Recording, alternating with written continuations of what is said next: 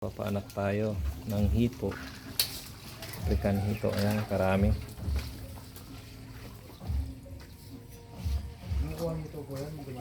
Oo, kumukuha yun. Kukuha sana kung meron na. Sabi ko magpapaanak pa lang ako. Tatawagan ko na lang siya pag napisa ito. Bukas ng umaga pisa na to mga to .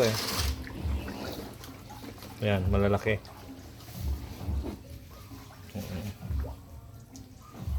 Ganun lang. Pipisa tayo na napakarami. 20 bucks. Ayan, mula dito 20 bucks ang pipisain natin para may panghulog tayo sarili.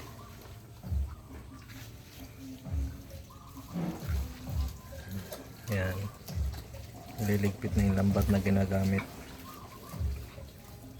Susunod maghuli na naman after 15 days para may paglalagyan lang tayo. Tuloy-tuloy pa rin ang paghihito sa Barangay Dungan, Concepcion, Tarlac.